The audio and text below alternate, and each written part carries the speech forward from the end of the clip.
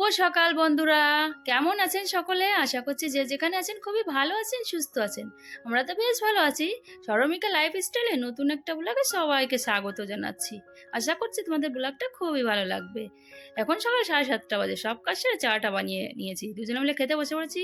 মধ্যবিত্ত পরিবারের সংসারটাকে সবসময় হিসাব করে বুঝে শুনে সংসারটাকে চালাতে হয়। তো আজ রবিবার, বেড কভারটা চেঞ্জ করে নেবো, বালিশের কভারগুলো চেঞ্জ করে দেবো। প্রতি রবিবারে আমি বেড কভার বালিশের কভার চেঞ্জ করে থাকি। চেঞ্জ করা হয়ে গেছে, নতুনটা পরে পেতে দিয়েছিলাম। তার আগে পাংখাটা পরিষ্কার করব। প্রতি মাসে মাসে আমি একবার পাংখাটা পরিষ্কার করি। পরিষ্কার করলে কি হয়, খুব সুন্দর হাওয়া দেয় তার জন্য। আর গরম শুরু হয়ে গেছে, বর্ষাটা কমে গেছে তার জন্য গরম হচ্ছে। কুলারও অলরেডি আমার জলটা ভরা হয়ে গেছে, তোমাদের সঙ্গে শেয়ার করা হয়নি। এই যে চেয়ার দিয়ে দিয়েছি, চেয়ারের পরে দাঁড়িয়ে এইভাবে পরিষ্কার করে থাকি আমি পাংখাগুলো। তো এটা আমার সুবিধা হয় তার জন্য। তো ধুলো হয়ে যাবে তার জন্য গামছাটা মুখে দিয়ে দিয়েছিলাম। দুটো পাংখাই পরিষ্কার করা হয়ে গেছে, এইভাবে পরিষ্কার করে নিয়েছি। এই যে আমার প্রসেস, গরম জল দিয়ে ভিজিয়ে থাকি বেড কভার বালিশের কভারগুলো। আমি যেহেতু হাতে ধুয়ে থাকি, তো এইভাবে ধুলে না আমার খুব সুবিধা হয় আর খুব সুন্দর পরিষ্কার হয়ে থাকে তার জন্য। বেশ কিছু টাইমের জন্য গরম জলে ভিজানো থাকবে, তারপরে কেচে দিয়ে নেড়ে দেবো। মেয়েকে বলছি যা তোর বালিশের কভারটা আন। আমাদের তিনজনেরটা খুলে নিয়েছি, মেয়ে এনে দিয়েছিল ওর বালিশের কভারটা। তো এখন ভিজিয়ে দিই। এদিকে ঘরে পোছা লাগাতে হবে, বাকি সব কিছু পোছা লাগিয়ে দেবো। সকালে নাস্তাও খাওয়া হয়নি, ওই চাটা খেয়ে শুরু হয়ে গেছে কাজ শুরু করতে। তো বাকি সব কিছু পোছা লাগানো হয়ে গেছে। ফ্রিজ, কুলার, আলমারি, এদিকে কাজটাও পোছা লাগানো হয়েছে, টেবিলটাও পোছা লাগিয়ে দিয়েছি, টিভিটাও পোছা লাগিয়ে দিয়েছি। ছেলেকে বলছে আয় বাবা টিভি দেখ, ও বদমাইশি করছে তার জন্য, টিভি দেখলে একটু চুপ থাকবে, শান্ত হয়ে থাকবে তার জন্য। তখন পুরো ঘরটাই পোছা লাগিয়ে দেবো। আগে আমাদের রুমটা পোছা লাগিয়ে দিই, বাকি মেয়ের রুমটা পোছা লাগাবো, রান্নাঘরটাও পোছা লাগাতে হবে। সপ্তাহে একটা দিন পুরো ঘরটাই পোছা লাগিয়ে দিই, বাকি মাঝে একটা পোছা লাগিয়ে দিই। মেয়েও চলে এসেছে, দুই ভাই বোন মিলে টিভি দেখছে, আমি আমার কাজ সেরে নিই। এদিকে দুপুরে রান্না গুছিয়ে নিতে হবে। নাস্তাটা খাওয়া হয়ে গেছিলো।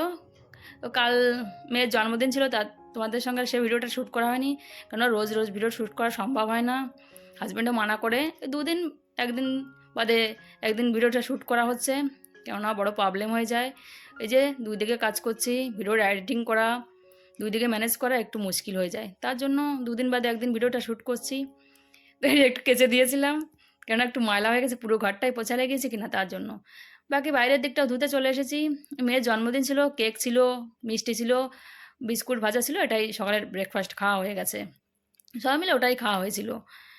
তো বাইরে বারান্দাটাও ধোয়া হয়ে গেছে।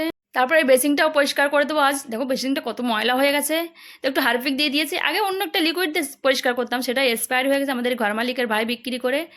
তো সেটা দিয়ে পরিষ্কার করা হচ্ছে না, তার জন্য হারপিক দিয়ে পরিষ্কার করেছে, খুব সুন্দর পরিষ্কার হয়ে যায়। দেখো আমি এভাবে পরিষ্কার করে থাকি। এখন হাজব্যান্ড বলে হারপিক দিয়ে পরিষ্কার করো, হারপিক দিয়েও খুব সুন্দর পরিষ্কার হয়।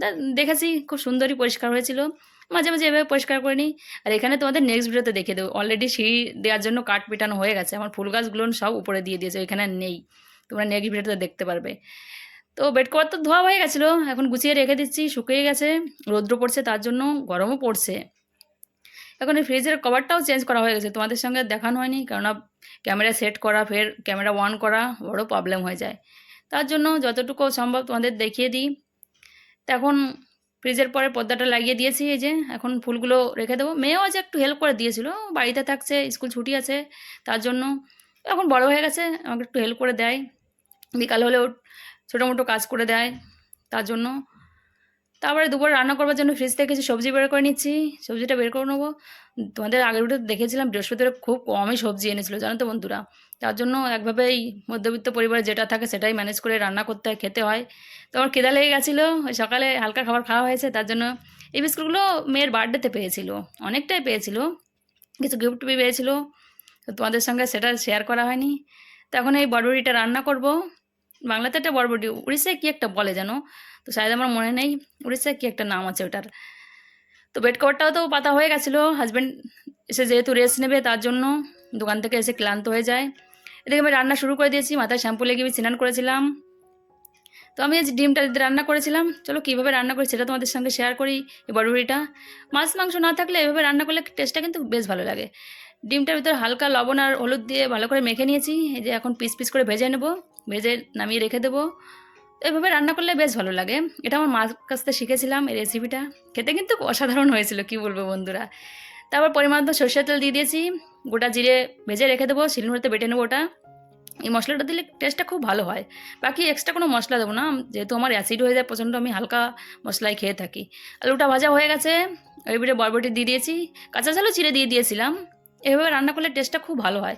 তো 2-3টে রসুনের কোয়া দিয়েছিলাম, একটু তেল দিয়ে সম্বরা দিয়ে দিয়েছিলাম পরে। তোমরা চাইলে এই রেসিপিটা এইভাবে একবার ট্রাই করতে পারো, খেতে কিন্তু খুব ভালো হয়েছিল। তো ডিমটা পরে দিয়ে দিয়েছিলাম, আর একটু ঝোল শুকিয়ে নামিয়ে নেব। আর অলরেডি আমার জিরাটা বাটা হয়ে গেছে, শিলনোড়াতে বেটে গামলাতে রেখে দিয়েছি। আর একটু ঝোল শুকিয়ে দেবো, এটা শুকনো শুকনো করে রান্না করলে যে টেস্টটা ভালো হয়। তো তার জন্য তোমরাও চাইলে ট্রাই করতে পারো, যদি মাছ মাংস না থাকে তাহলে এইভাবে বটবটিটা রান্না করবে, খুব ভালো লাগবে। তো সবাই মিলে দুপুরের খাবারটা খেয়ে নিই। মেয়েকে বলেছে সব কিছু গুছিয়ে নিতে, অনেকই বেলা হয়ে গেছিলো। মেয়ে সব কিছু গুছিয়ে নিয়েছে, আমি ভাতটা বেড়ে দিচ্ছি। কি বলবো বন্ধুরা, তরকারিটা এত ভালো হয়েছিল, হাজব্যান্ডও খুব ভালো বলেছিল। না, হাজব্যান্ড এসব তরকারি খেতে চায় না, ও পছন্দ করে না এসব তরকারি। আর ছেলে তো খেতেই চাইছিল না, ওকে মাখিয়ে দিয়েছিলাম। এক গ্লাস খাওয়ার পরে বলছে খুব ভালো হয়েছে, নাহলে প্রথমে বুঝতে পারছিল না। দেখো এখানে বসে আছে, বলছে আমি খাবো না, আমাকে ডাল ভাত দরকার। বলছে কেন ডাল রান্না করনি? একটা আলু ভাতে করেছিলাম।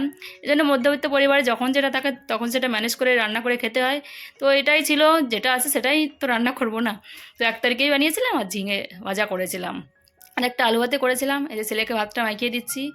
তো সবাই মিলে দুপুরের খাবারটা একসঙ্গে খেয়ে নিই, এটাই ছিল।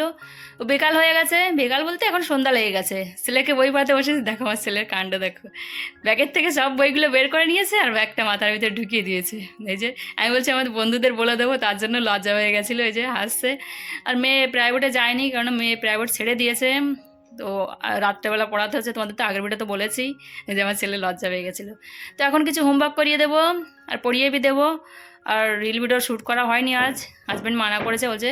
আর তাছাড়া এমনি 2 দিন বাদে একদিন ভিডিও শ্যুট করছি, তার জন্য এখন ছেলেকে বই পড়িতে ফের যাবো রাতের খাবার বানাতে। রাতের খাবারে হাজব্যান্ড বলেছে পরোটা বানিয়ে নাও, কিছু নেই। দুপুরে যেটা রান্না করেছিলাম সেটা খাওয়া হয়ে গেছে, একটু আদর করে দিয়েছিল। তো হাজব্যান্ড দোকান থেকে এসে মিটুকে বের করেছিল আজ। মিটুকে ততটা বের করা হয় না, কেন রাত্রেবেলা বের করেছিল। এই যে আমার দেখো কোলে এসে বসে পড়েছে, একটু আদর করে দিয়েছিলাম। সিনিয়ার ডাকছিল, কিন্তু সিনিয়ার কাছে গিয়েছিল না, আমার কাছেই যে বসে আছে, যে আমার কোলের ভেতরে এসে বসে পড়েছে। আমার ছেলে খুব ভয় পায় মিটুকে, এখন কামড়িয়ে দেবে তার জন্য। তো আমি একটু আদর করে দিয়েছিলাম, আমাকে মাম্মি বলে ডাকে, আর সিনেহাকে দিদি বলে ডাকে। তো একটু সবাই মিলে একটু আদর করে দিয়েছিলাম, তারপর ওকে ভিতরে রেখে দিয়েছিল। দেখো কত সুন্দর বসে আছে আমার কোলে।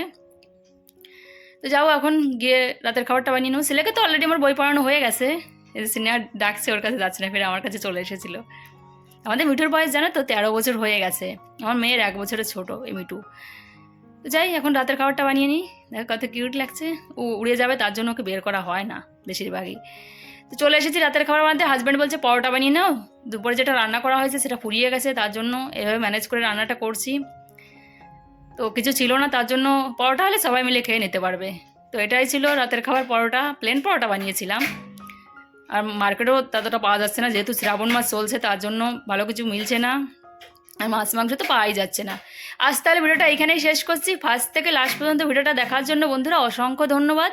ভালো লাগলে একটা লাইক করে দিও, আমার চ্যানেলটাকে জরুর সাবস্ক্রাইব করে দিও। সো বাই বাই বন্ধুরা।